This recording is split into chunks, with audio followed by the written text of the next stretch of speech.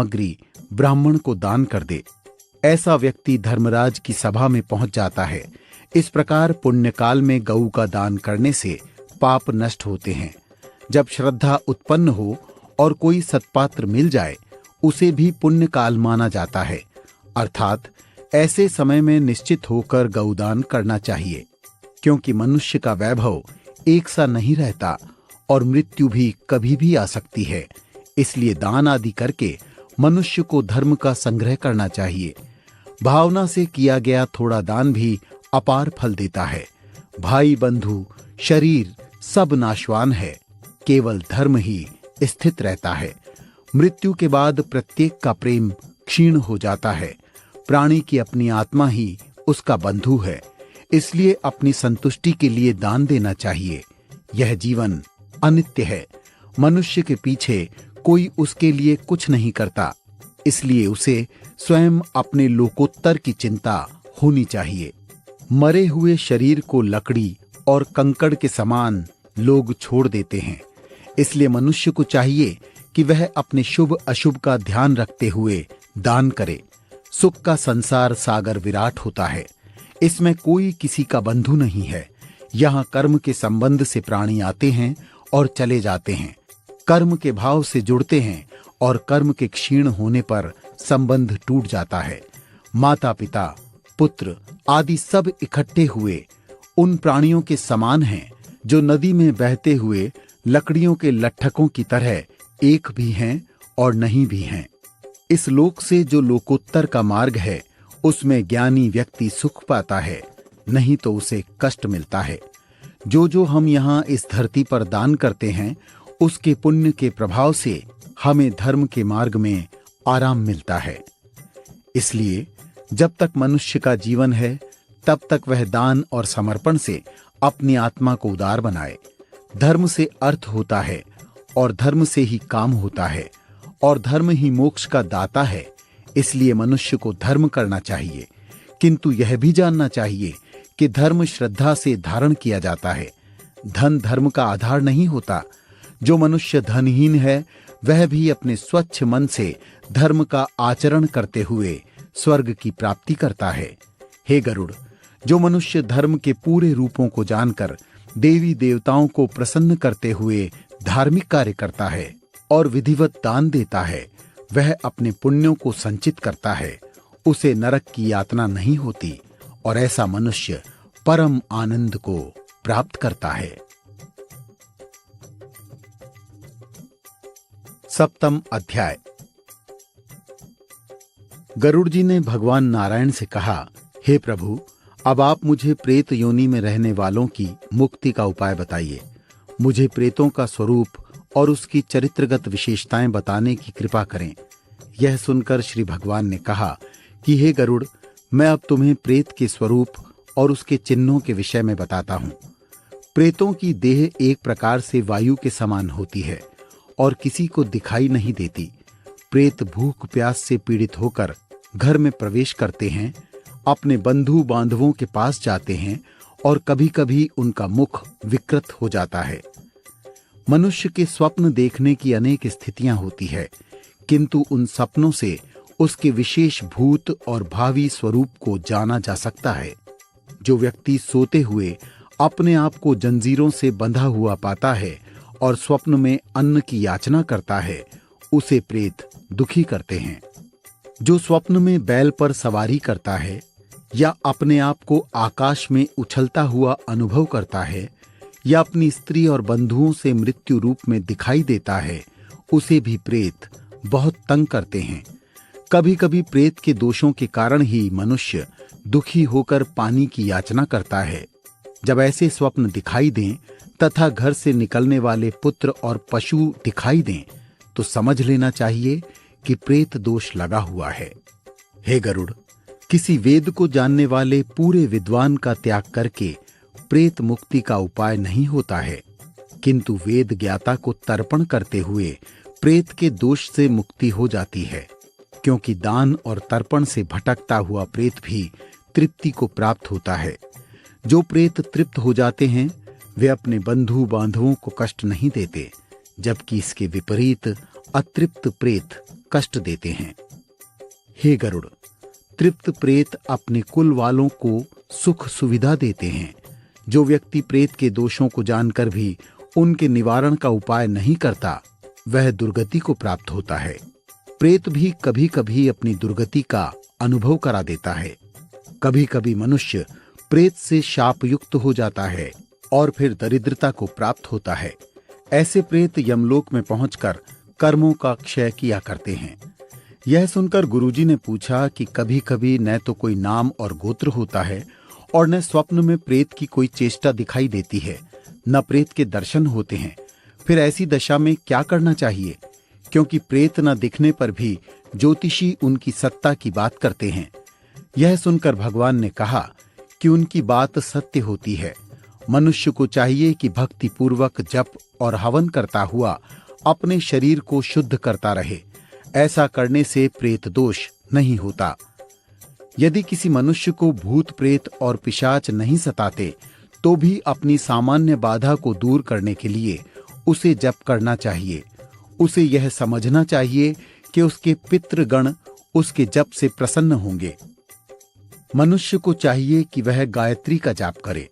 इससे वह उत्तम लोक को प्राप्त होता है। इस विश्व में माता पिता के समान और कोई देवता नहीं है। वे प्रत्यक्ष देवता हैं, क्योंकि उनके द्वारा ही प्राणी शरीर धारण करता है। इसलिए उनके हितों की रक्षा अवश्य करनी चाहिए। गुरु भी प्रत्यक्ष देवता होता है, अतः गुरु के लिए भी जप करना चाहिए। मनुष्य का शरीर ही स्वर्ग, नरक अथवा मोक्ष प्रदान करने वाला है। यह शरीर पूजा भी करता है और पूजा के योग्य भी होता है। इस शरीर से ही महान कर्म करते हुए मनुष्य लोक पूजा के लिए योग्य होता है। जो व्यक्ति अपने पितृगणों के लाभ के लिए तप और दान करता है, वह सब पापों से मुक्त हो जाता है। विद्वान लोग कहते हैं कि पुन्नाम वाले नरक से पुत्र को चाहिए कि वह पिता का त्राण करे, तब वह प्रेत विद्वानों को नहीं देखता। गरुड़ जी ने भगवान नारायण से पूछा कि प्रेत अस्तित्व में कैसे आते हैं और उनका क्या भोजन होता है। भगवान ने इसका उत्तर देते हुए कहा कि पाप करने वाले व्यक्ति अपने पूर्व जन्मों के कारण ही प्रेत हुआ करते हैं। जो लोग किसी बावड़ी, कुएं और तालाब या आराम यानी बाग या किसी देव स्थान के साथ में लगे सुंदर फलों से युक्त बगीचे को या भोजनशाला को या पानी पीने वाले स्थान को या धर्म के स्थान को नष्ट भ्रष्ट कर देते हैं, वे मरकर प्रेत योनि को प्राप्त होते हैं। जो लोग घने जंगल और गोचर भूमि को अपने लोभ से काटते हैं, वे भी प्रेत योनि को प्राप्त होते हैं और मृत्यु के बाद चांडाल हो जाते हैं। ऐसे लोग चांडाल से, सर्प दर्शन से या किसी और तेज दौड़ वाले पशु के दांत से मृत्यु को प्राप्त होते हैं। जो लोग डाकुओं, चोरों के द्वारा मार दिए जाते हैं, वे भी कभी कभी प्रेत योनि में आते हैं। अपने संस्कारों के लोप होने से और पिंडों के लुप्त हो जाने पर भूखी दशा में रहते हुए पर्वत आदि स्थान से पतित हो जाते हैं, वे इस योनि को प्राप्त होते हैं। हे गरुड़, जो लोग सूतक आदि में संपर्क करते हुए और कठोर शल्य क्रिया से मरते हैं, वे प्रेत योनि में आ जाते हैं। इस विषय में तुम्हें एक प्राचीन इतिहास बताता हूं। धर्मराज युधिष्ठिर ने महाराजा भीष्म से पूछा था कि कौन से कर्म के विपाक से प्रेत योनि प्राप्त होती है और फिर उससे छुटकारा कैसे होता है। इसका उत्तर देते हुए भीष्म ने कहा, मनुष्य को प्रेतत्व प्राप्त हो जाता है और वह उससे मुक्त भी होता है। हे धर्मराज, प्राचीन समय में एक संतप्त नाम का ब्राह्मण था। वह तप करने के लिए वन में निवास करता था। वह स्वाध्याय में लगा रहता था और दयालु था। वह हवन आदि करता हुआ ब्रह्मचर्य का पालन करता था और तप करते हुए हमेशा ही परलोक से डरता था। वह हमेशा गुरु के वचनों को मानता, अतिथियों की सेवा करता, सारे संघर्षों से रहित था। वह केवल योगाभ्यास करता था। उसे इस तरह से रहते हुए अनेक वर्ष व्यतीत हो गए। इसके बाद उसने सोचा कि मैं तीर्थों में भ्रमण करूं। तीर्थों में स्नान करते समय उसने सूर्य के उदय काल में सूर्य को नमस्कार किया, किंतु एक दिन उस ब्राह्मण ने 5 प्रेतों को देखा। इन 5 प्रेतों को जब उसने देखा तो वह आंख मूंदकर विचार करने लगा। वे उसे बहुत विकृत आकार वाले दिखाई दे रहे थे। फिर उस ब्राह्मण ने साहस करते हुए उनसे पूछा कि आप लोगों ने ऐसा कौन सा दुष्ट कर्म किया है जिससे आपको विकृत रूप प्राप्त हुआ। यह सुनकर उन प्रेतों ने उत्तर दिया, हमें अपने अपने कर्मों के कारण यह प्रेत योनि मिली है। हमने दूसरे से द्वेष किया और उस कारण हम भूख प्यास से पीड़ित रहते हैं। हम अब मूर्छित हो गए और हम दिशाओं को भी नहीं पहचान पाते। हम कहाँ जाएं हमें यह भी नहीं मालूम। न कोई पिता है न कोई माता। इसके बाद उन 5 में से एक ने कहा कि हम 5 अलग अलग नामधारी हैं। तब ब्राह्मण ने पूछा कि आप नामधारी कैसे हुए, मुझे इसका कारण बताइए। तब वह प्रेत बोला कि मैंने हमेशा ब्राह्मण को बासी भोजन खिलाकर अपने आप स्वादयुक्त भोजन किया, इसलिए मेरा नाम पार्युषित पड़ा। इस दूसरे प्रेत ने अन्न की इच्छा से दूसरों को धोखा दिया, इस कारण इसका नाम सूचिमुख पड़ा। यह तीसरा प्रेत जिसका नाम शीघ्रक है, यह किसी भी याचक ब्राह्मण को देखकर जल्दी से चला जाया करता था। और यह चौथा रोहक नाम का प्रेत है। इसने सारे संबंधियों के पदार्थों को स्वयं खाने की आदत डाली थी। और यह 5वां प्रेत लेखक नाम का है। इसका यह नाम इसलिए पड़ा कि जब कोई इससे कुछ मांगता था तो यह पृथ्वी पर लिखने लगता था, इसलिए हम प्रेतों को नाम प्राप्त हुए। हमारे आकार विपरीत हैं और अब बिगड़े हुए रूप वाले हो गए हैं। लेकिन अब हे ब्राह्मण, हमने आपके दर्शन कर लिए हैं और अब हमारा ज्ञान वापस लौट आया है। अतः अब हमसे तुम कुछ और पूछ सकते हो। ब्राह्मण ने पूछा कि आपका आहार क्या है, क्योंकि आहार के बिना तो कोई जीवित नहीं रह सकता। इस प्रश्न के उत्तर में प्रेत बोले, प्रेतों का भोजन कफ, मल और हवन किया हुआ पदार्थ होता है। वह पवित्रता से रहित होता है। जहां पर मलमूत्र रहता है वहीं ये प्रेत भोजन करते हैं। जिस घर में पवित्रता नहीं होती, न सत्य और संयम होता है, जो पतित होते हैं, उसी घर में प्रेतों को भोजन मिलता है। जहां पर लोग पढ़ते लिखते नहीं हैं, हवन आदि नहीं करते, वहां पर प्रेतों को भोजन मिलता है। जहां पर लोभ, क्रोध, मोह, शोक, भय आदि की अधिकता होती है, वहां प्रेतों को भोजन मिलता है। इसके बाद दूसरे प्रेत ने अपने भोजन के विषय में बताते हुए कहा कि बुरी से बुरी वस्तु हमारा खाद्य पदार्थ होती है, किंतु अब हम प्रेत भाव से विरक्त हो गए हैं। इसलिए हे महाभाग, आप यह बताइए कि हम क्या करें जिससे हमें यह प्रेत भाव न रहे। उनकी बात सुनकर ब्राह्मण ने कहा कि नित्य प्रति उपवास करने वाला और महाव्रत करने वाला कभी प्रेतत्व को प्राप्त नहीं होता। जो मनुष्य राजा रूप में यज्ञ करता है तथा आराम घर, प्याऊ आदि बनवाता है, वह प्रेतत्व को प्राप्त नहीं होता। जो ब्राह्मण और कुमारी कन्याओं का विवाह करा देता है और जो विद्या दान करता है, वह प्रेतत्व को प्राप्त नहीं होता। किंतु इसके विपरीत दूसरे के अन्न को खाने वाला, यज्ञ न करने वाला और अपकर्म करने वाला ब्राह्मण देवता तथा गुरु में से किसी की संपत्ति का हरण करने वाला व्यक्ति प्रेतत्व को प्राप्त होता है।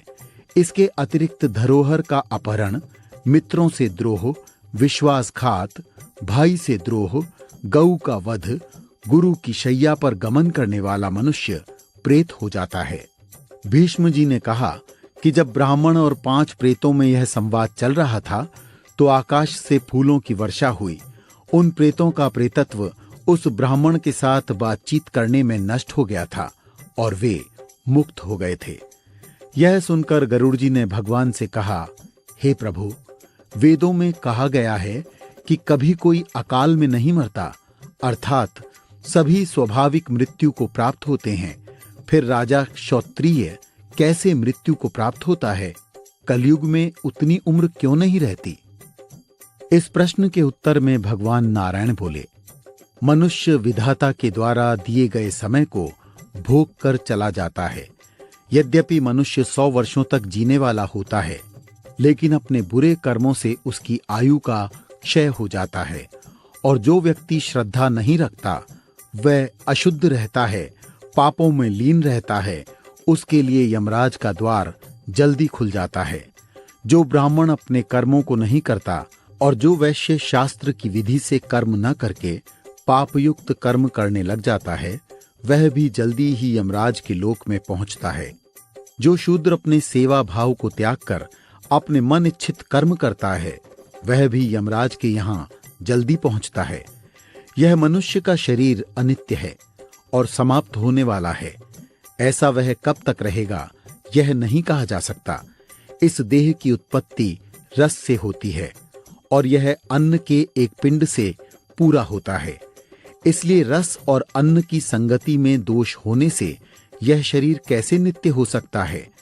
मनुष्य को चाहिए कि वह अपने शरीर से और पाप न करके पुराने पापों को ही नष्ट करे, क्योंकि पिछले जन्म के पाप ही मनुष्य के नए जन्म को प्रभावित करते हैं।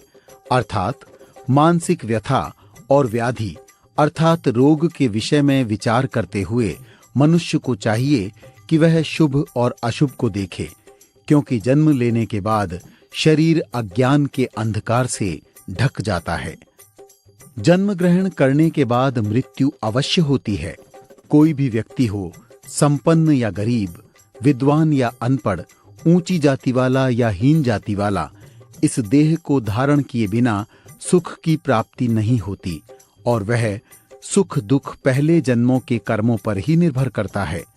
जन्म के बाद समय समय पर पूर्व जन्म के पाप और पुण्य भोगे जाते हैं। इस प्रकार मनुष्य व्रतों और दानों के प्रभाव से मोक्ष को भी प्राप्त करता है और उसके अभाव से भावागमन में लगा रहता है। इसके बाद गरुड़ जी ने पूछा कि जिसकी बाल्य अवस्था में ही मृत्यु हो जाती है, उसका पिंडदान कैसे होता है? जब तक बच्चे का चूड़ाकरण संस्कार न हो जाए तब तक, या फिर उसके बाद उसके मरने पर क्या विधान होता है? इस प्रश्न के उत्तर में भगवान बोले कि गर्भपात की अवस्था में कुछ विशेष करणीय नहीं होता।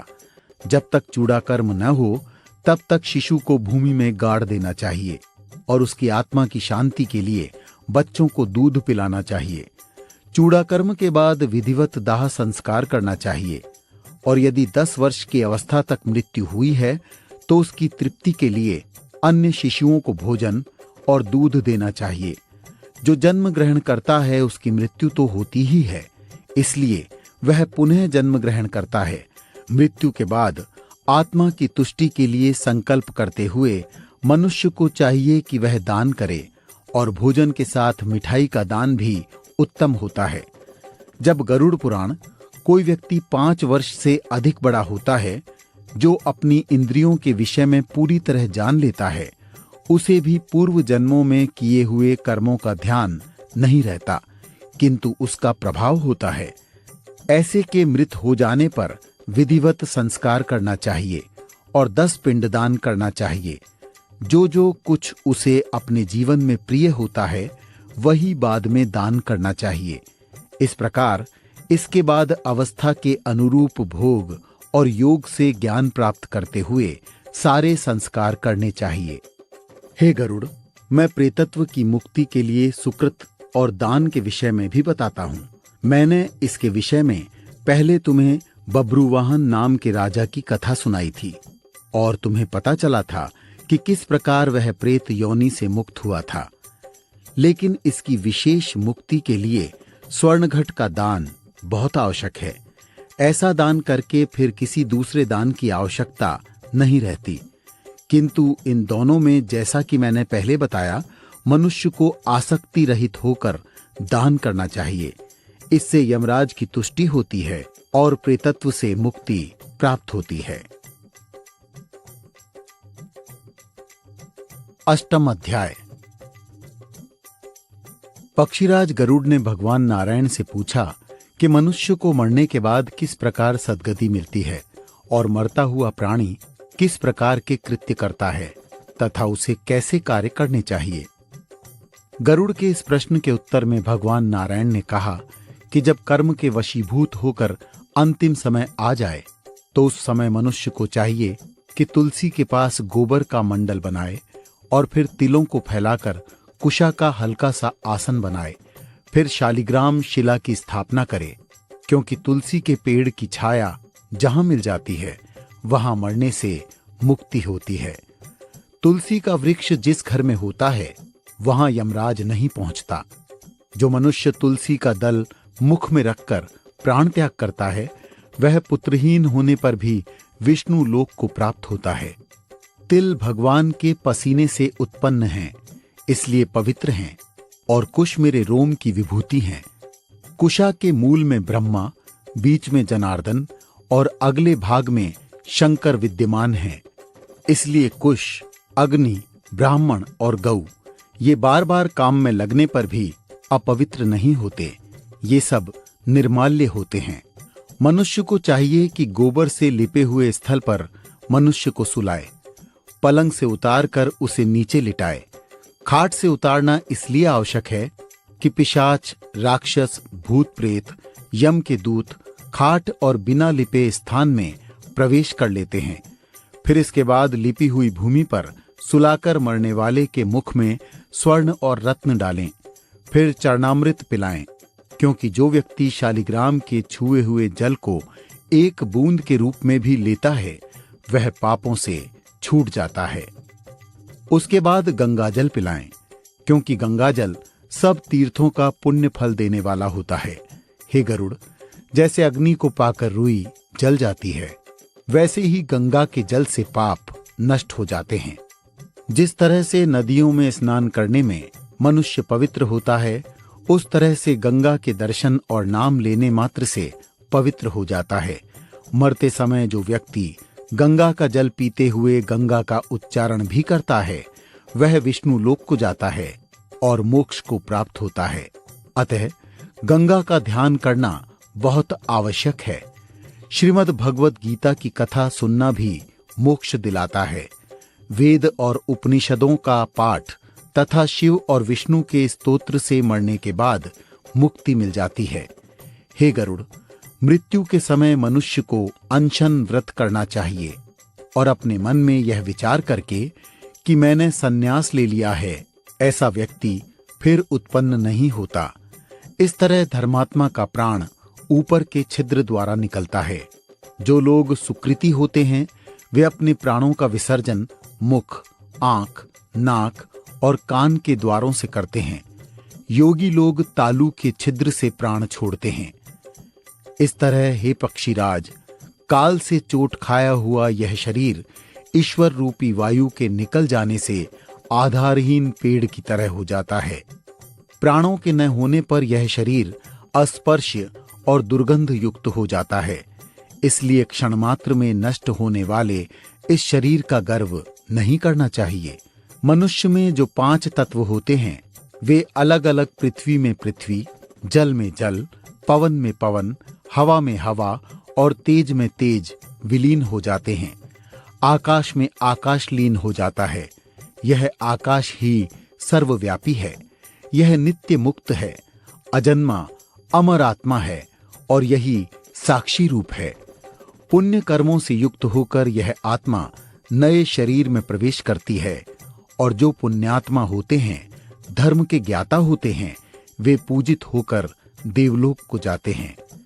यह सुनकर गरुड़ जी ने पूछा कि हे प्रभु, अग्नि संस्कार का विधान भी बताइए और साध्वी पत्नी का महत्व बताने की भी कृपा करें।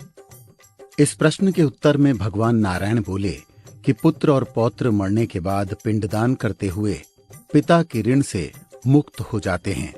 पुत्र को चाहिए कि वह माता पिता की अंत्येष्टि करे, शोक को छोड़कर अपने पापों को दूर करने के लिए बंधु बांधवों सहित मुंडन कराए। जो पुत्र माता या पिता के मरने के बाद मुंडन नहीं कराता वह मानो वास्तविक पुत्र ही नहीं होता। पुत्र को चाहिए कि मुंडन कराकर फिर स्नान करके धवल वस्त्र धारण करके ताजे जल से मृतक के शरीर को स्नान कराए।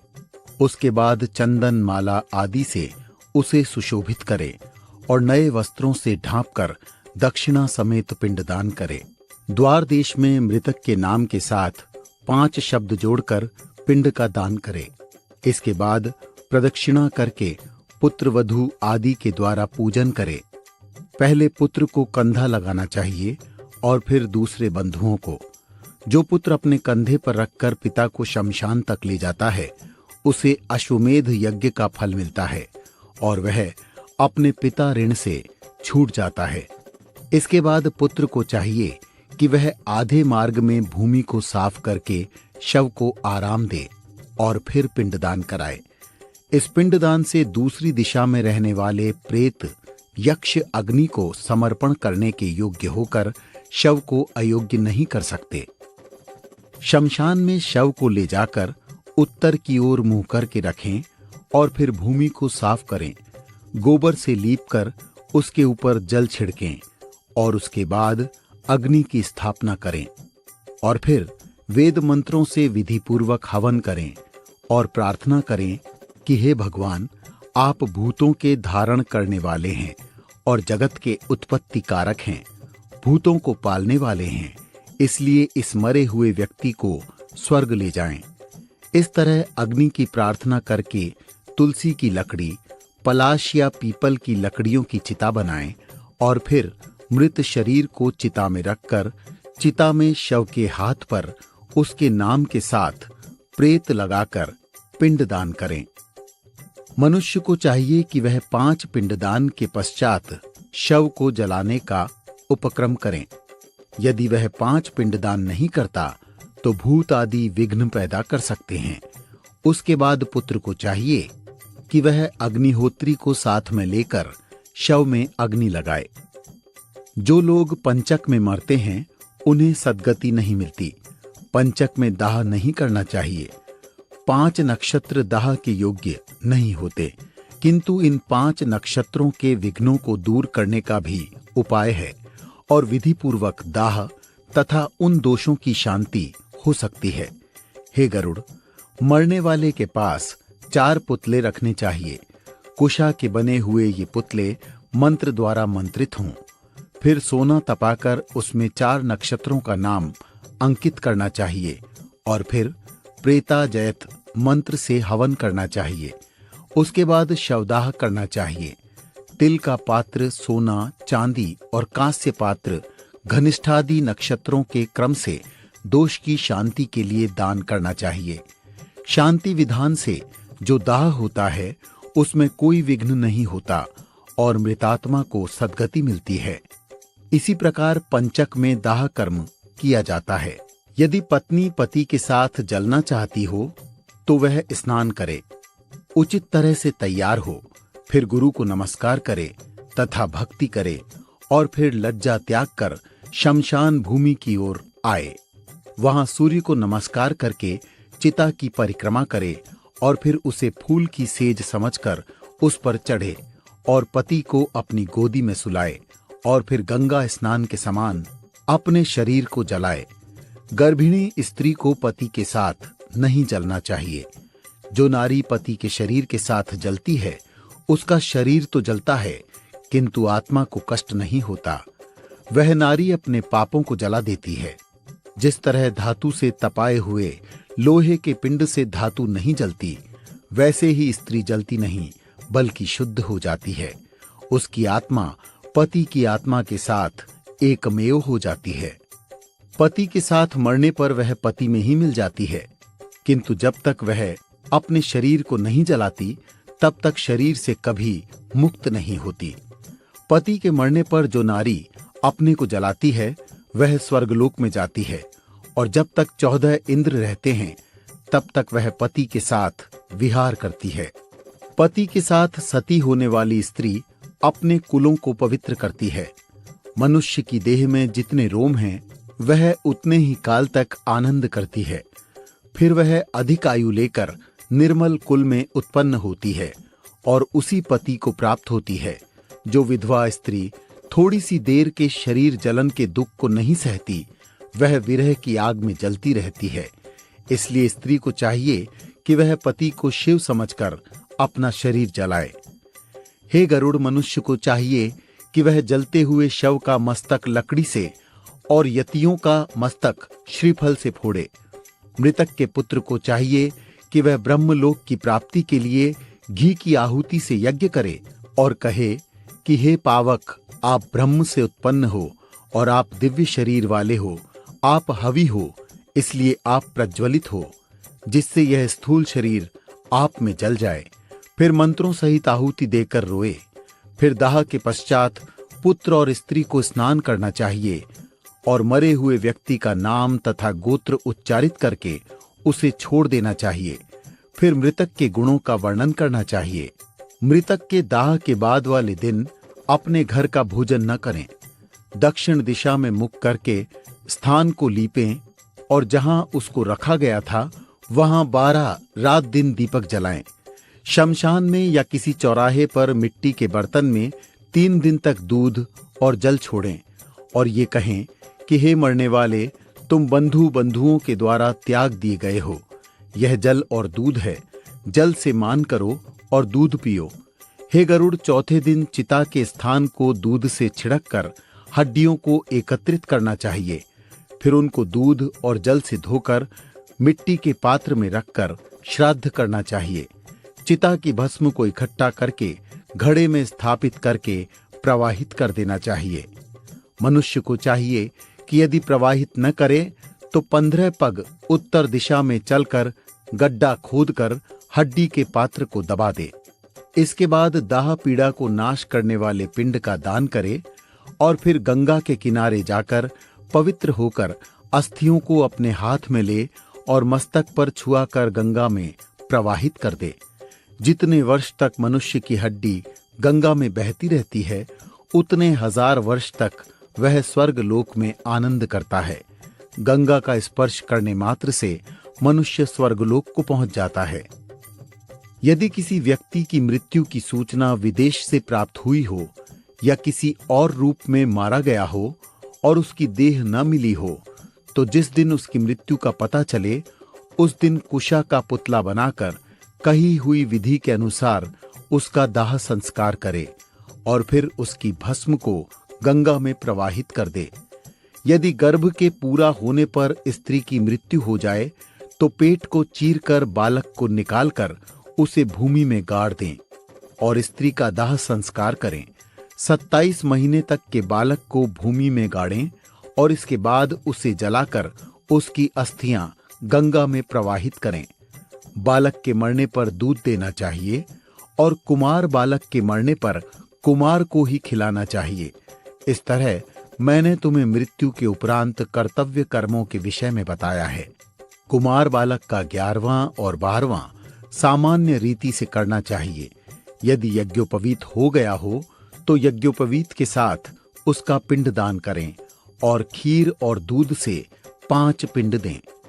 जो लोग ज्ञानी होते हैं वे आत्मस्वरूप होते हैं और पुत्र के द्वारा पिंड दान प्राप्त करने की अभिलाषा नहीं रखते, अतः उनका पिंडदान और जलदान नहीं करना चाहिए, किंतु पिता की भक्ति भावना से तीर्थ श्राद्ध किया जा सकता है। 9वां अध्याय।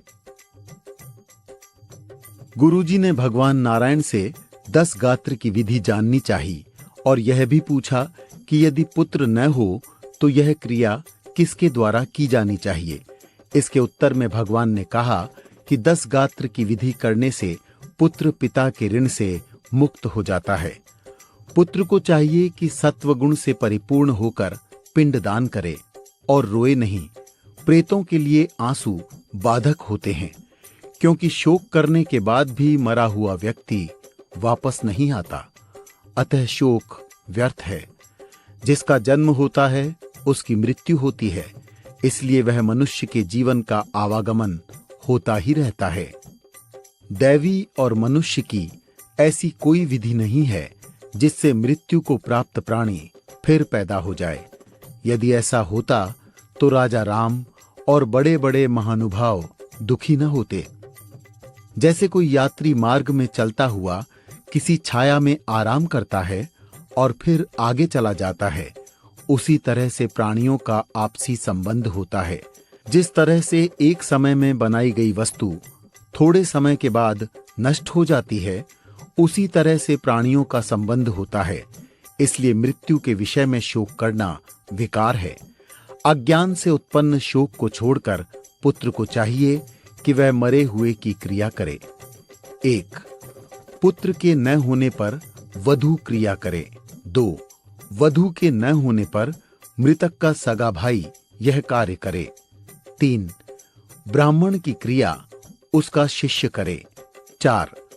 और यदि कोई न हो तो भाइयों में से कोई एक पुत्र यह क्रिया करे। 5. यदि रक्त संबंध में कोई न हो तो यह कार्य मित्र को करना चाहिए। इस प्रकार इसी क्रम से बंधु बांधव इस क्रिया को करें। यदि एक पुरुष की अनेक स्त्रियां हैं तो उनमें से किसी भी एक से उत्पन्न पुत्र को यह कार्य करना चाहिए, क्योंकि यदि एक के भी पुत्र होता है तो वे सभी स्त्रियां पुत्रवती कहलाती है। यदि कोई व्यक्ति किसी अनाथ प्रेत का संस्कार करता है तो उसे करोड़ों यज्ञों का फल मिलता है। यदि पुत्र की मृत्यु होती है तो पिता कष्टपूर्वक 10 गात्र करे, लेकिन संवत्सर श्रद्धा अलग अलग विभाग के कारण अलग अलग करना चाहिए, क्योंकि संपत्ति का विभाग हो जाता है। 10 गात्र के अवसर पर एक दिन में एक बार भोजन करना चाहिए और भूमि पर सोना चाहिए, और इस अवसर पर शुद्ध रहते हुए ब्रह्म के ध्यान में तत्पर रहना चाहिए। माता पिता की परिक्रमा करने से पुत्र को पृथ्वी की परिक्रमा का फल प्राप्त होता है। 10 गात्र के आरंभ से बरसी तक यदि पुत्र एक समय पर आहार करने वाला होकर भूमि पर सोता है तो उसे तीर्थ का लाभ मिलता है। वेदी बनाने और गोबर से लीपने की क्रिया पहले ही बता दी गई है, लेकिन प्रेत का श्राद्ध करते हुए पुत्र को यह ध्यान रखना चाहिए कि पत्ते पर कुशा के ब्राह्मण को स्थापित कर उसकी पूजा करे और अत्सि पुष्य संकाशम मंत्र पढ़कर ब्राह्मण को प्रणाम करे और फिर नाम गोत्र कहकर पिंडदान करे। भात का या जौ के आटे का पिंडदान करना चाहिए। इसके साथ साथ वह यह भी कहे कि मेरी ये दी हुई वस्तु अमुक प्रेत को मिले। इसके उपरांत बाहर से स्नान करके धान और दूध लेकर 10 गात्र करने वाला मृतक की स्त्री को आगे करके उसके घर जाए और फिर प्रार्थना करे कि दूब के समान कुल की वृद्धि हो और धान के लावा की तरह विकास हो। यह कहकर वह दूब युक्त धान घर में फेंक दे। हे गरुड़, 10वें दिन मांस का पिंड देवे, क्योंकि कलयुग में मांस का पिंड देना वर्जित है, इसलिए उड़द का पिंड दे और फिर मुंडन कराकर ब्राह्मणों को भोजन दे। इस प्रकार 10 गात्र करने वाला पुत्र परम लाभ को प्राप्त होता है। 10वां अध्याय। गरुड़ जी ने भगवान नारायण से कहा, हे प्रभु, आप मुझे एकादशाह वृषोत्सर्ग का विधान बताइए। भगवान नारायण ने कहा कि मनुष्य को चाहिए कि वह 11वें दिन प्रातःकाल तालाब के किनारे जाए और पिंड क्रिया करे। उन ब्राह्मणों को निमंत्रण दे जो वेद शास्त्र में आस्था रखने वाले हैं और प्रेत की मुक्ति के लिए प्रार्थना करे। इसके पूर्व 10 दिन तक मंत्रों के अभाव में ही गोत्र का उच्चारण करके पिंडदान करे और 11वें दिन मंत्रों सहित पिंडदान करे। विष्णु की मूर्ति सोने की, ब्रह्मा की चांदी की और रुद्र की तांबे की और यमराज की लोहे की मूर्ति बनवाकर गंगा जल लाए और फिर विष्णु का कलश रखे। उस कलश के ऊपर उस मूर्ति की स्थापना करे। पूर्व दिशा में ब्रह्मा का कलश रखकर सफेद कपड़ा चढ़ाकर मूर्ति की स्थापना करे। उत्तर की दिशा में शहद और घी से भरे हुए रुद्र का कलश रखे और लाल वस्त्र उड़ाकर रुद्र की स्थापना करे। दक्षिण दिशा में यमराज का घट रखे और काला वस्त्र लपेटकर यमराज की मूर्ति स्थापित करे। इसके बाद बीच में ब्राह्मण को प्रतिष्ठित करके दक्षिण की तरफ मुंह करके प्रेत के प्रति तर्पण करे। इसके बाद गऊ का दान दे, फिर मृतक के उपयोग की सभी वस्तुएं दान करे। पुत्र को चाहिए कि वह शैया के ऊपर स्वर्ण पुरुष की स्थापना करके उस शैया का दान करे और कहे, हे ब्राह्मण, प्रतिमा युक्त सभी सामग्री मैंने आपको दे दी है। उसके बाद वह नमस्कार करके दान करे। इस वृषोत्सर्ग से परम गति प्राप्त होती है। वृषोत्सर्ग में रोगी और हीन अंग वाले बच्चों को छोड़कर लक्षण से युक्त वृषभ का त्याग करे। ब्राह्मण को देने के लिए जो वृषभ हो उसकी आंखें लाल, पीला वर्ण और उचित सींग आदि होना चाहिए। पेट सफेद और पीठ काली होनी चाहिए। क्षत्रिय के लिए लाल रंग का चिकना वृषभ होना चाहिए। वैश्य के लिए पीले रंग का, शूद्र के लिए काले रंग का वृषभ होना चाहिए। पिंग वृषभ पीले रंग का होता है और पितरों में प्रेम बढ़ाने वाला होता है। नील वृषभ का मुख और पूंछ सफेद होती है और शरीर लाही के रंग का लाल होता है।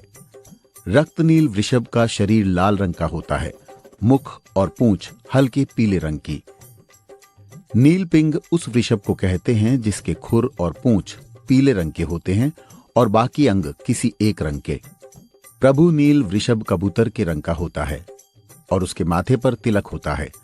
यह वृषभ पूर्वजों का उद्धार करने वाला होता है। जिसका सारा शरीर नीला होता है उसे महानील कहते हैं। नील वृषभ 5 प्रकार के होते हैं। यदि कोई एक पुत्र अनेक पुत्रों की कामना करता है और गया का श्राद्ध करता है, गोरी कन्या से विवाह करके और फिर नील वृषभ को त्यागता है, तो वही पुत्र मान्य योग्य होता है। स्वर्ग में गए हुए पितृ भी इस बात की कामना करते हैं कि उनका कोई पुत्र वृषोत्सर्ग कर दे तो वे परम गति को प्राप्त होंगे, क्योंकि वृष यज्ञ मुक्ति देने वाला होता है।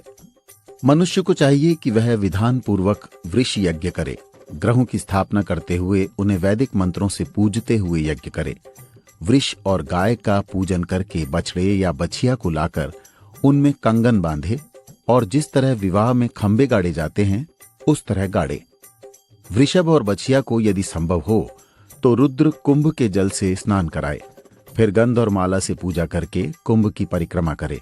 इसके उपरांत त्रिशूल को दाईं ओर रखे और बाईं ओर चक्र का निशान बनाए और फिर बैल को छोड़ते हुए कहे, हे वृषभ, तुम धर्म हो और ब्रह्मा के द्वारा मंत्र के रूप में प्राचीन काल से ही रचे गए हो। मैं आपका उत्सर्ग करता हूं। आप मेरे पितरों को इस भवसागर से पार उतारें। यह कर भगवान ने कहा, मैं ऐसे व्यक्ति को मोक्ष प्रदान करता हूं। यदि किसी पुरुष को जीवन काल में पुत्र न होने का विश्वास हो जाए तो उसे स्वयं विधान पूर्वक वृष उत्सर्ग करना चाहिए। इससे वह परम गति को प्राप्त होता है। कार्तिक का महीना हो, सूर्य उत्तरायण में हो, पक्ष चाहे कोई भी हो, सूर्य और चंद्र ग्रहण दोनों अवसरों पर किसी भी अवसर पर मनुष्य को चाहिए कि वह वृषोत्सर्ग करे। शुभ लक्षण से युक्त ब्राह्मण को बुलाकर पहले हवन की सारी विधियां संपन्न करे और फिर शालिग्राम को रखकर वैष्णव श्राद्ध करे, फिर अपना श्राद्ध करे। इस तरह जो भी कोई भी व्यक्ति चाहे पुत्रवत हो और चाहे पुत्रहीन हो, यह कार्य करके काम्य फल प्राप्त करता है। वृष का उत्सर्ग अनेक यज्ञों और अनेक दानों के पुण्य के समान होता है। मनुष्य की कोई भी अवस्था हो, बचपन, जवानी, बुढ़ापा, सब में इस कर्म से पाप दूर हो जाते हैं। इसके अतिरिक्त शराबी, दुष्ट, मित्रद्रोही, ब्रह्म हत्या का पापी और सोना चुराने वाला कोई भी व्यक्ति यह उत्सर्ग करके पाप मुक्त हो जाता है। यदि पति और पुत्र वाली स्त्री जो पति और पुत्र से पहले मृत्यु को प्राप्त हो जाए तो उसके वृष को उत्सर्ग नहीं करना चाहिए। उसके लिए दूध देने वाली गऊ का दान होना चाहिए। हे गरुड़, वृष के उत्सर्ग वाले बैल से जुताई का काम नहीं लेना चाहिए। ऐसे पूजित बैल को मारने वाला यम की यातना सहता है। इस विषय में एक और बात मैं तुमसे कहता हूं कि 16 श्राद्ध करने से पहले मनुष्य को चाहिए कि वह मृतक के स्थान, अर्धमार्ग, चिता और मृतक के हाथ पर हड्डियों के संचयन में 16 पिंड देवे। पहला पिंड विष्णु के लिए, दूसरा शिव के लिए, तीसरा सपरिवार यम के लिए, चौथा सोमराज के लिए, पांचवां हव्य और छठा काव्यवाह के लिए और सातवां काख के लिए दे। 8वां रुद्र, 9वां पुरुष, 10वां प्रेत, 11वां विष्णु के लिए देकर 12वां ब्रह्मा के लिए दे। फिर 13वां विष्णु के लिए और 14वां शिव के लिए देकर पुनः यमराज के लिए 15वां पिंड दान करे और वह सब करने के बाद 16वां पिंड उस पुरुष के लिए दान करे।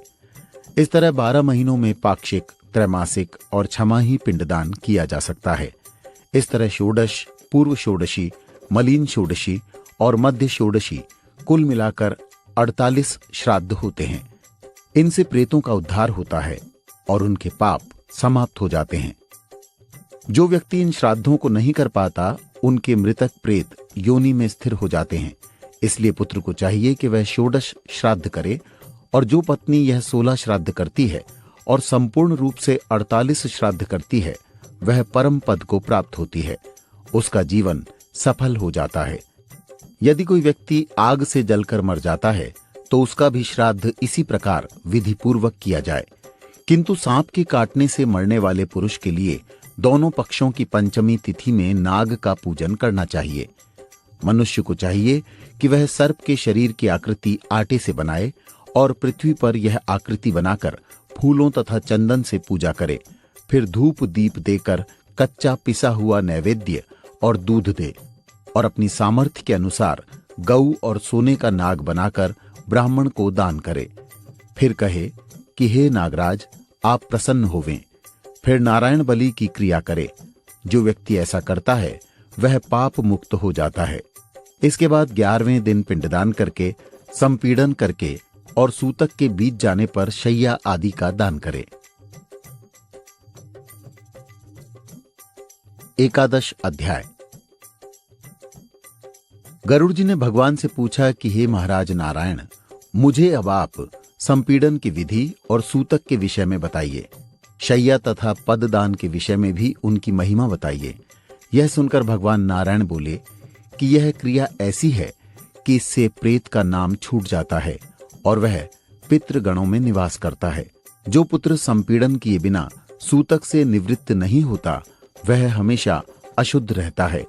इसलिए पुत्र को संपीड़न करना चाहिए। इसके उपाय इस प्रकार हैं। 10 दिन में ब्राह्मण, 12 दिन में क्षत्रिय और 15 दिन में वणिक तथा 1 महीने में शूद्र शुद्ध होता है। प्रेत के सूतक से सपिंडी लोग 10 दिन में शुद्ध हो जाते हैं।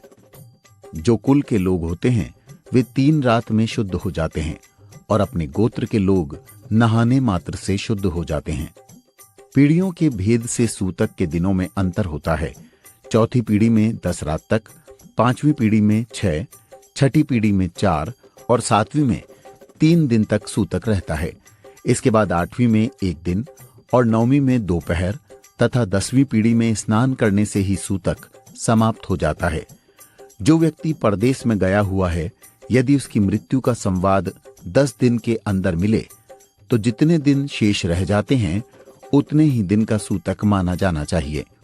इस दिन के बाद यदि 1 वर्ष तक मृत्यु की सूचना मिले तो 3 रात तक सूतक होता है, और 1 साल के बाद समाचार मिलने से सूतक मात्र स्नान करते ही नष्ट हो जाता है।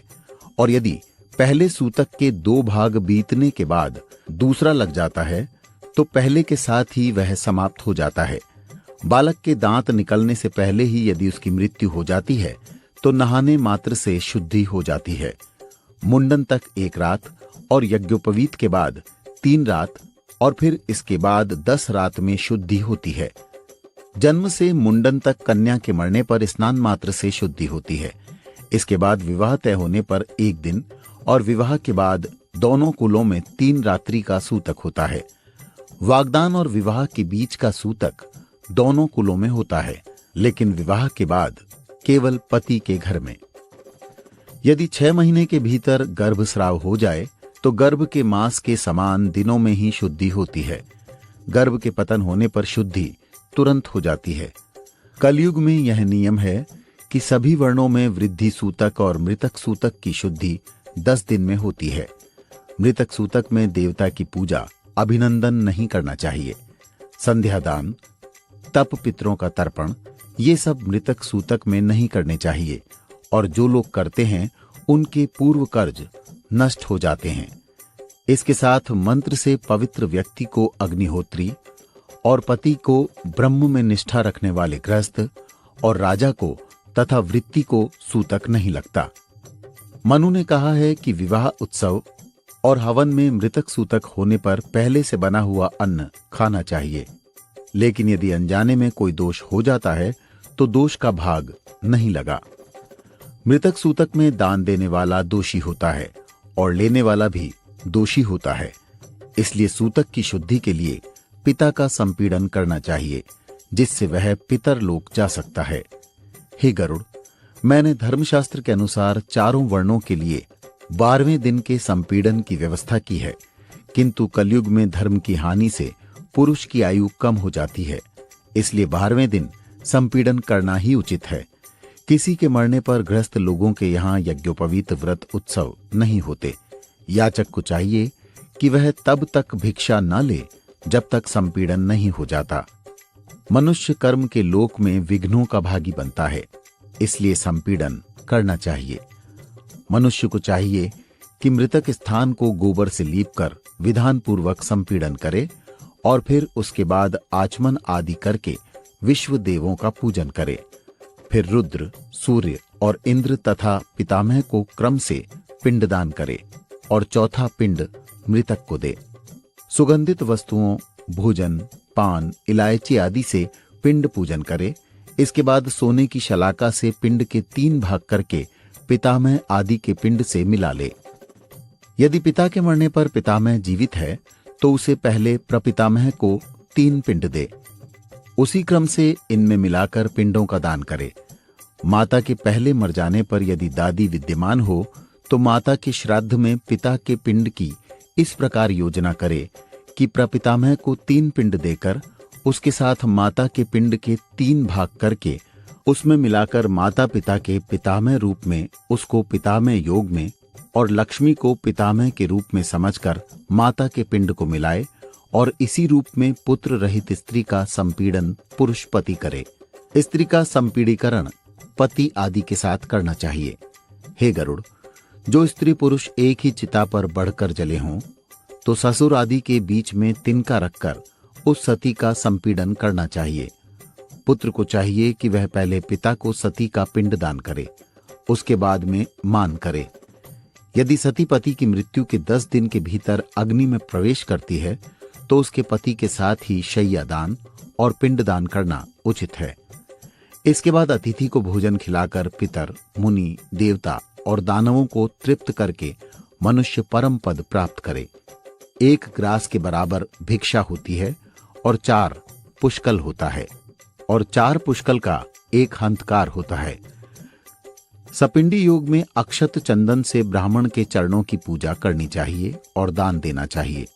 अपने आचार्य को वर्ष भर के लिए अन्न, सोना, चांदी देना चाहिए और इसके बाद मंगल कुमकुम से नवग्रहों को, देवी और विनायक को पूजना चाहिए। इसके बाद आचार्य मंत्र युक्त अभिषेक करे और हाथ में सूत बांधकर पवित्र अक्षत का दान करे। फिर 12 ब्राह्मणों को भोजन खिलाए और दक्षिणा दे। फिर इसके बाद अपने अपने आजीविका क्रम को स्पर्श करे। ब्राह्मण जल को, क्षत्रिय शस्त्र को, वैश्य प्रतोद को और शूद्र दंड को छुए, तब पूरी शुद्धि होती है। मनुष्य को चाहिए कि वह संपीड़न क्रिया करके क्रिया में प्रयुक्त वस्त्रों का त्याग करे और सफेद कपड़े पहनकर शय्यादान करे। शय्यादान अवश्य करना चाहिए। शैया लकड़ी की बनी हुई हो और चित्रों से सुसज्जित हो, रेशम से बनी हो, सफेद रुई से ढकी हो, सुगंधित हो, तब उसे भूमि में स्थापित किया जाए और छाता आदि लगाकर जो वस्तु शैया के लिए आवश्यक हो उसकी स्थापना करके उस शैया पर लक्ष्मी सहित विष्णु की मूर्ति स्थापित करनी चाहिए। इसके बाद सुहागवती स्त्री हो तो सुहाग की सभी वस्तुओं को रखें और फिर गंध फूल से आभूषित करके शैया के ऊपरी भाग में लक्ष्मी नारायण को बिठाए।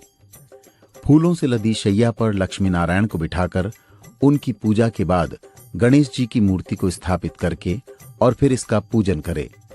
इसके बाद उत्तर की ओर मुंह करके अपनी अंजुली में फूलों को लेकर ब्राह्मण को सामने खड़ा करके मंत्र का उच्चारण करे और कहे कि हे भगवान, क्षीर सागर में तुम्हारी शैया के समान ही हमें शैया प्राप्त हो।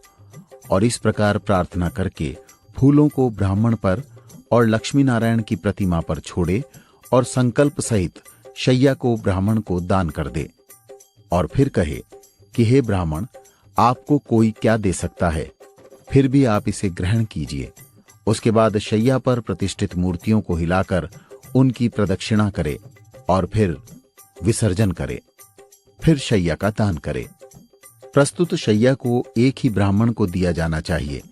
अनेक को शैया देने वाला या उसे बेचने वाला नरक में पड़ता है और योग्य ब्राह्मण को शैया दान करने वाला पुण्य को प्राप्त करता है। दान करने वाले के पिता माता के भी लोक परलोक सुधर जाते हैं। इस दान से परम लाभ प्राप्त होता है। मनुष्य इंद्र भवन में सुखपूर्वक रहता है। वह अप्सराओं के सहित महाप्रलय तक आनंद पूर्वक निवास करता है। ऐसी शैया दान करने से तीर्थ और पर्वों के दान का पुण्य प्राप्त होता है। इसके बाद में हे गरुड़, मैं तुम्हें पद दान के विषय में बताता हूं। पद दान की विधि इस प्रकार है। पद दान में वस्त्र, छाता, जूता, अंगूठी, कमंडल, पंचपात्र दिए जाते हैं।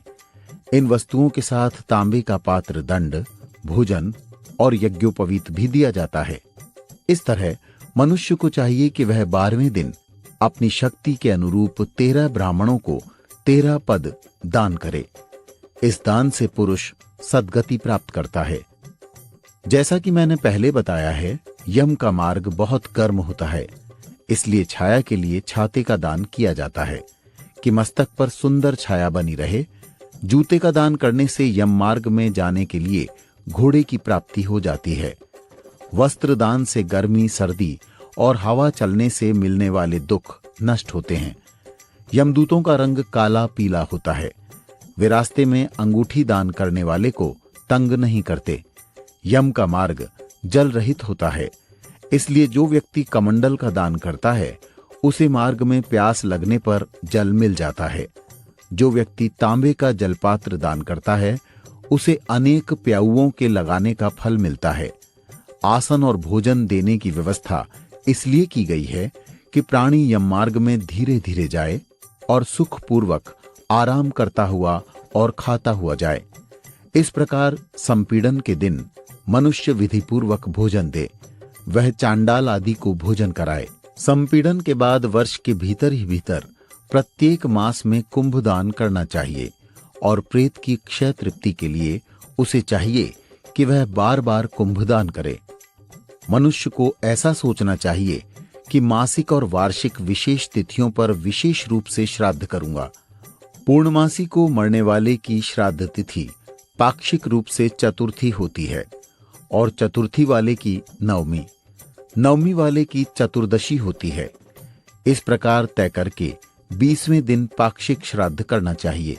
यदि एक महीने में 2 संक्रांति हो तब दोनों महीनों का श्राद्ध मूल महीने में करना चाहिए, और यदि एक महीने में 2 महीने हो जाएं तो 30 तिथियों और पूर्ण पक्ष की ही मान्यता होती है। यदि तिथि के पहले आधे भाग में मृत्यु हुई हो तो सारा पूर्व का भाग, और यदि आधे भाग में हुई हो तो उसे आगे के महीने का भाग गिनना चाहिए। इस प्रकार पंडितों को मल मास में विचार करना चाहिए, क्योंकि मल मास में ही संपीड़ीकरण उचित होता है। वर्ष के बीच में यदि महीना अधिक हो तो 13वें महीने में वार्षिक क्रिया करनी चाहिए। संक्रांति युक्त महीने में पिंडदान करना चाहिए। इस तरह संवत्सर के पूर्ण होने तक मनुष्य को चाहिए कि वह वार्षिक श्राद्ध करता रहे। संवत्सर के बाद प्रत्येक श्राद्ध में 3 पिंडों का दान करना चाहिए। वार्षिक श्राद्ध के बिना तीर्थ यात्रा, पितृ संबंधी कार्य नहीं करना चाहिए। श्राद्ध के अवसर पर तुलसी की मंजरियों से विष्णु की खड़ाऊ का पूजन करना चाहिए और फिर गया के तीर्थ में पिंड दान करना चाहिए। गाय के सिर पर शमी के पत्ते से पूज कर जो पिंड दिया जाता है उसे 7 गोत्र और 101 कुल का उद्धार हो जाता है। इस तरह गया में जाकर पिंडदान करने से पिता संतुष्ट होते हैं और ऐसे पुत्रों का जन्म लेना पूरी तरह सफल होता है। हे गरुड़, हिमालय के पास वर्तमान कलाप नामक एक बाग है। उसमें पितरों के द्वारा एक कथा सुनाई गई है। यह कथा मनु के पुत्र इक्ष्वाकु की कथा है। उसमें कहा गया है कि जो गया जाकर आदर से पिंडदान करेंगे वे सन्मार्गशील होंगे। इस प्रकार हे गरुड़, जो पुत्र यह क्रिया करता है वह पाप मुक्त हो जाता है। ऐसी क्रिया करने से भारद्वाज के 7 पुत्र अपने जन्म की परंपरा को भोगकर गऊ का वध करने के बाद भी पितरों के प्रताप से पाप मुक्त हो गए। इसके अतिरिक्त दशार्ण देश में 7 व्याध और कालांतर पर्वत में मृगसर द्वीप में चक्रवाक और मानसरोवर में हंस अपने पितरों के प्रताप से पाप मुक्त हो गए।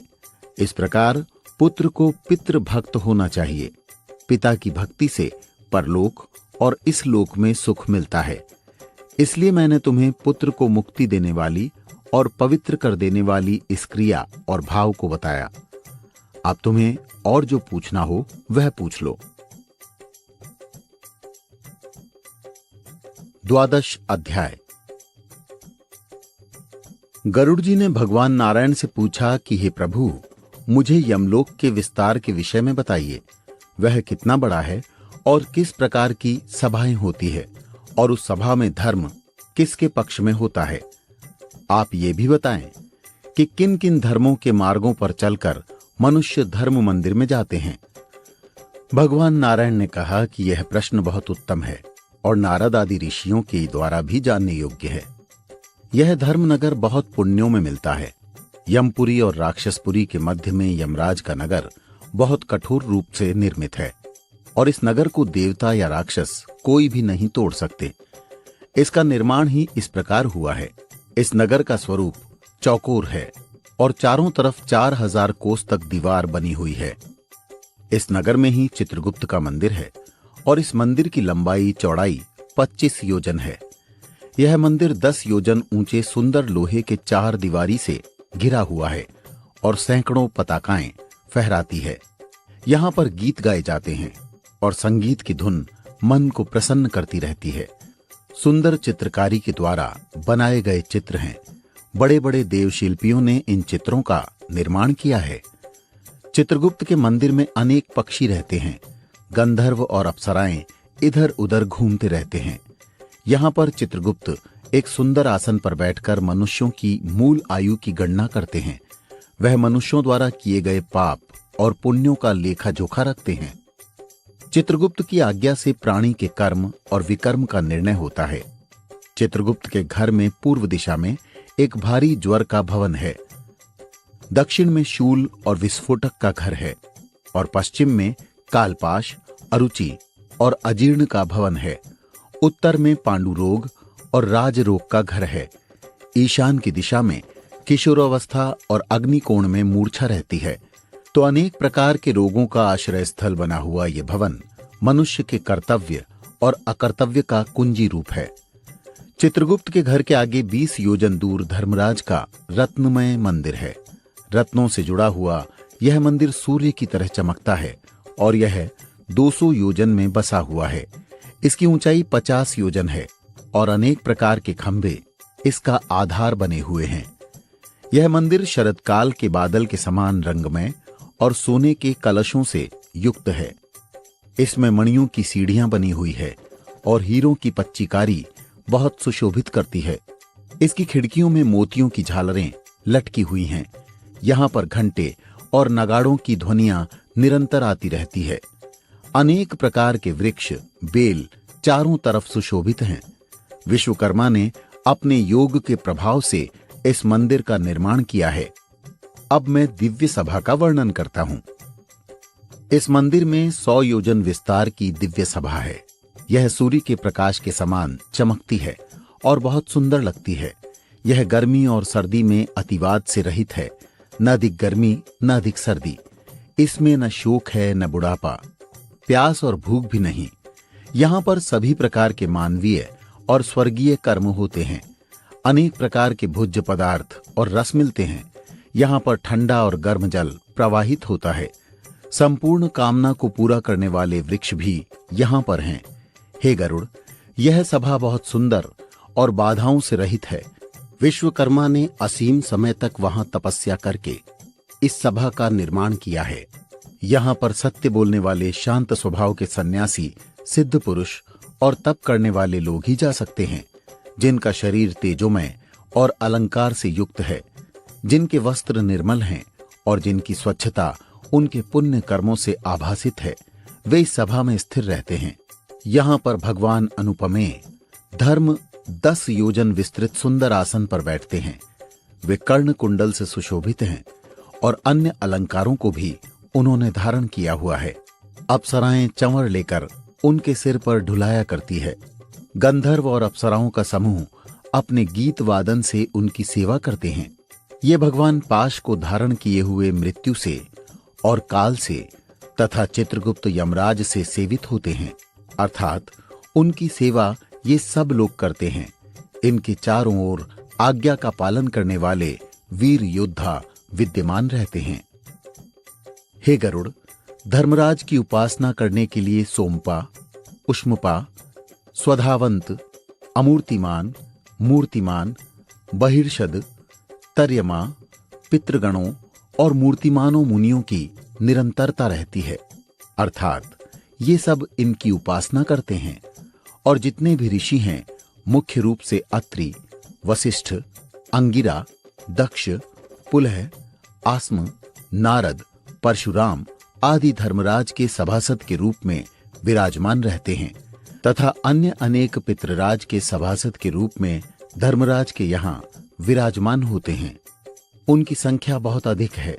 ये सभी लोग धर्मराज की सेवा करते हैं, क्योंकि इनका विधान परमेश्वर की आज्ञा से निश्चित हुआ है और धर्मशास्त्र के अंतर्गत आता है।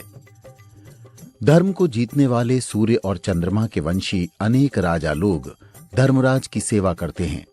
इनके अतिरिक्त मुचुकुंद, निमि, अम्बरीश, भगीरथ, सगर, मांधाता, मनु, दिलीप, पृथु, ययाति, नल, शिवी, पुरु, महुष, पांडु, सहस्रार्जुन आदि सभी लोग अश्वमेध यज्ञ के कारण धर्म के सभासदों में माने जाते हैं। इन लोगों ने धर्मराज की सभा में बैठने का अधिकार प्राप्त किया है। यहाँ सारे कार्य धर्मपूर्वक होते हैं और किसी के प्रति कोई पक्षपात नहीं होता।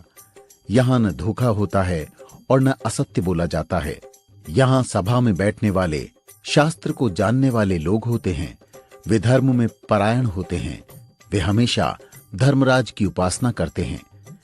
यह महाराज धर्मराज की सभा ऐसी है कि जिससे दक्षिण मार्ग से होकर काफी लोग जाते हैं, किंतु सभा को नहीं देख सकते हैं। धर्मराज के नगर में जाने के 4 मार्ग हैं। दक्षिण मार्ग के अतिरिक्त एक मार्ग पूर्व में है और उस मार्ग में सब प्रकार के भाग उपलब्ध हैं। वहां पारिजात वृक्ष की छाया है और यह मार्ग अनेक विमानों से भरा हुआ है। इसमें हंसों की पंक्तियां और फूलों के बाग विद्यमान हैं और यहाँ के तालाब अमृत रूपी जल से भरे हुए हैं। इस मार्ग के द्वार से होकर बड़े बड़े सर्प, विद्याधर, गंधर्व, अप्सराएं और राजर्षि तथा देवता लोग आते हैं। जो लोग देवताओं की पूजा करते हैं, शिव भक्त हैं, गर्मी में जल का दान करते हैं और माघ के मास में लकड़ी देते हैं, दीन दुखियों की मदद करते हैं, सत्य धर्म का पालन करते हैं, क्रोध और लोभ से रहित हैं, गुरु के सेवक और माता पिता के भक्त हैं, जो लोग गऊ और भूमि का दान करते हैं, पुराणों को सुनते हैं तथा अन्य प्रकार के पुण्य कर्म करते हैं, वे इसी मार्ग से धर्मपुरी जाते हैं और उन्हें कोई कष्ट नहीं होता। वे सब पुण्यात्मा होते हैं और भगवान की उपासना करते हैं। शुद्ध बुद्धि स्वरूप होकर वे धर्म सभा में प्रवेश करते हैं। दूसरा मार्ग उत्तर का मार्ग है। इसमें अनेक रथ, पालकी जो चंदन से विभूषित होते हैं विद्यमान रहते हैं। वह रास्ता हंस और सारसों से भरा हुआ है। इसमें चकवा चकवी रहते हैं और इस मार्ग का सरोवर अमृत के समान जल से भरा हुआ है। इसके साथ ही इस मार्ग में द्वार पर ही अतिथि की पूजा करने वाले, वेद पढ़ने वाले, सूर्य और दुर्गा के भक्त तथा शिव भक्त और तीर्थों में स्नान करने वाले आते हैं। धर्मयुग में मारे गए लोग, तीर्थ जल से प्राण देने वाले लोग, योग के अभ्यास से मरने वाले लोग और ब्राह्मण तथा अपने स्वामी का कार्य करते हुए मरने वाले सभी इस उत्तर द्वार से प्रवेश करके धर्म सभा में आते हैं। इनके साथ महादान करने वाले भी इसी मार्ग से प्रवेश करते हैं। तीसरा मार्ग पश्चिम मार्ग है। यह मार्ग भी मणियों और रत्नों से सुशोभित है। अमृत जल से भरी हुई अनेक बावड़ियां इस मार्ग में विद्यमान है। यह मार्ग ऐरावत के कुल में उत्पन्न हाथियों से घिरा हुआ है और उच्चई श्रवा घोड़े से उत्पन्न सुंदर सुंदर घोड़ों से युक्त है। जो लोग शास्त्र की दृष्टि से उत्तम विचार वाले हैं, गायत्री का जाप करते हैं और भगवान विष्णु की पूजा करते हैं तथा जो आत्मज्ञान से युक्त हैं, वे इस मार्ग से धर्मराज की सभा में पहुंचते हैं। इसके अतिरिक्त जो लोग अपनी ही भार्या से संतुष्ट रहते हैं, यज्ञ और हिंसा नहीं करते, किसी का मन नहीं दुखाते, किसी का धन नहीं लेते, वेद को पढ़ते पढ़ाते हैं, वे भी इस मार्ग से धर्मराज की सभा में जाते हैं। हे गरुड़, जो लोग ज्ञान और वैराग्य से संपन्न हैं और प्राणी मात्र के हित चिंतक हैं और जो अपने कर्म को ब्रह्म के प्रति समर्पित करके निष्काम भाव से कर्म करते हैं और जो सारे ऋणों से मुक्त हो जाते हैं, विशेष रूप से देव ऋण और पितृ ऋणों से मुक्त हो जाते हैं तथा निरंतर पंच यज्ञ में लगे रहते हैं और जो मनुष्य उचित समय में उचित रीति से अपने पितरों का श्राद्ध करते हैं तथा सत्य का अनुष्ठान करते हैं और संध्या उपासना करते हैं, निम्न व्यक्तियों की संगति में नहीं रहते, जो हमेशा सज्जनों की संगति करते हैं, वे भी इसी पश्चिम मार्ग से अमृत पान करते हुए धर्म मंदिर में प्रवेश करते हैं। ऐसे लोग जब मंदिर में आते हैं, यमराज उनका स्वागत करते हैं और उनके सामने जाकर उन्हें यथास्थान प्रतिष्ठित करते हैं। ऐसे समय में यमराज शंख, चक्र, गदा और खड़क को धारण करके 4 भुजा वाले होकर उन जीवों को बहुत स्नेह करते हैं और मित्रता के समान आचरण करते हैं। वे उन्हें स्नेह देते हैं। स्नेह के फलस्वरूप चंदन आदि से पूजा करके नमस्कार करते हुए उन्हें सिंहासन देते हैं और फिर अपने अन्य साथियों से कहते हैं कि इन सब की सेवा करते हुए सम्मान कीजिए, इनका आदर कीजिए। ये यमराज के मंदिर को भेद कर ब्रह्मलोक चले जाएंगे। इन लोगों ने पुण्यों को एकत्रित करके देवत्व को प्राप्त कर लिया है। जो मनुष्य दुर्बल शरीर वाले होते हैं और निरंतर साधना नहीं करते, वे नरक में जाते हैं। उनके समान मूर्ख और कोई नहीं होता है। बुद्धिमान मनुष्य वही है जो अस्थिर शरीर के द्वारा चलायमान धन को छोड़कर स्थिर धर्म को संचित कर लेता है। इसलिए यत्नपूर्वक मनुष्य को चाहिए कि वह धर्म का संग्रह करे, क्योंकि धर्म के संग्रह से ही वह स्वर्ग जाता है। यमराज को चाहिए कि वह इस प्रकार के वचनों से सब लोगों को संबोधित करे। फिर कुछ लोग विमानों पर चढ़कर परम पद प्राप्त कर लेते हैं और कुछ वहां धर्म सभा में कल्पांत तक निवास करते हैं। 13 अध्याय। यमपुरी का वर्णन जानने के बाद गरुड़ जी ने भगवान नारायण से कहा कि हे भगवान, आप मुझे यह बताइए कि धर्मात्मा पुरुष स्वर्ग को भोग कर फिर निर्मल कुल में उत्पन्न होते हैं, उन्हें किस प्रकार माता के गर्भ की स्थिति में विचार आते हैं। यह सुनकर भगवान नारायण ने कहा कि यह प्रश्न ऐसा है कि उसके उत्तर में सब कुछ जानने की भावना आ जाती है। मैं तुम्हें शरीर के परमार्थिक रूप के विषय में बताता हूं। यह स्वरूप योगियों के द्वारा धारण किया जाता है। योगी षटचक्र का चिंतन करते हैं और ब्रह्म रथ में चिदानंद रूप का ध्यान करते हुए परम ध्वनि को सुनते हैं। यह भी जानने योग्य है। सत्कर्म वाले लोग शुद्ध और अच्छे घर में जन्म लेते हैं। उनके माता पिता का एक निश्चित रूप होता है। वे नियमानुसार भाव कर्म करते हैं। मनुष्य को चाहिए वह ऋतुकाल में तो 4 दिन तक नारी का स्पर्श न करे, क्योंकि इस अवस्था में शरीर दोष रहता है। चौथे दिन वस्त्र सहित स्नान करने के बाद नारी शुद्ध हो जाती है। इसके बाद 7 दिन के उपरांत वह इस योग्य होती है कि देवताओं की पूजा कर सके और व्रत आदि रख सके। इस तरह 7वें दिन के भीतर किसी भी प्रकार का गर्भाधान नहीं होना चाहिए। 8वें दिन गर्भाधान से पुत्र ही उत्पन्न होते हैं।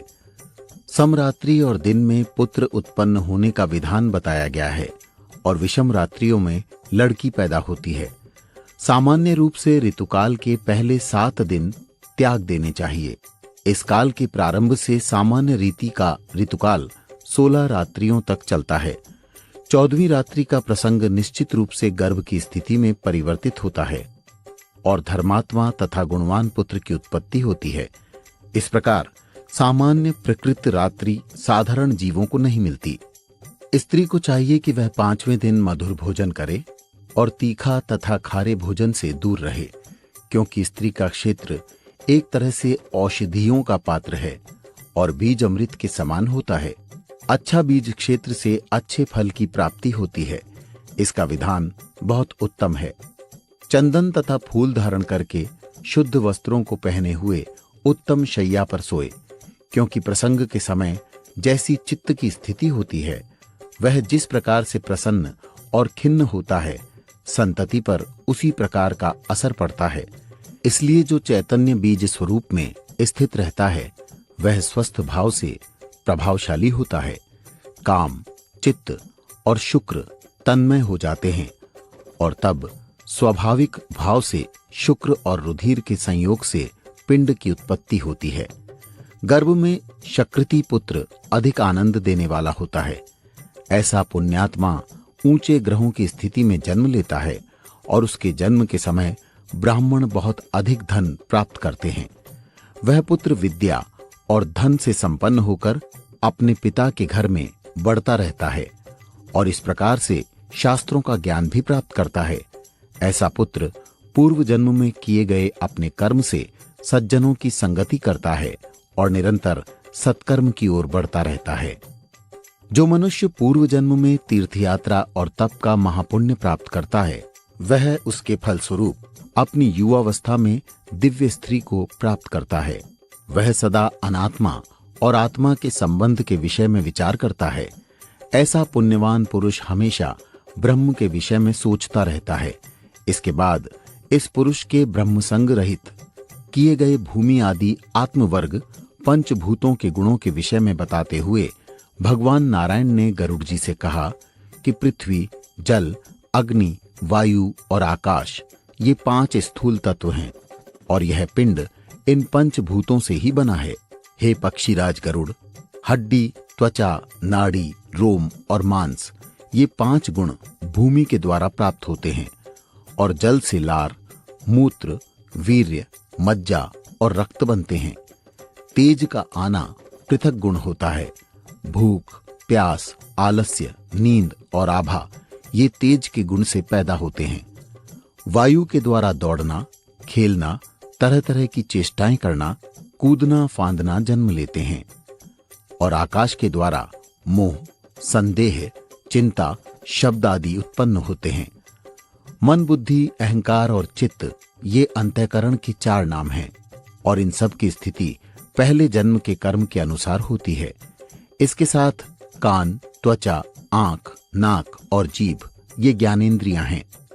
वाक, हाथ, गुदा, पैर, लिंग ये कर्मेंद्रियां हैं।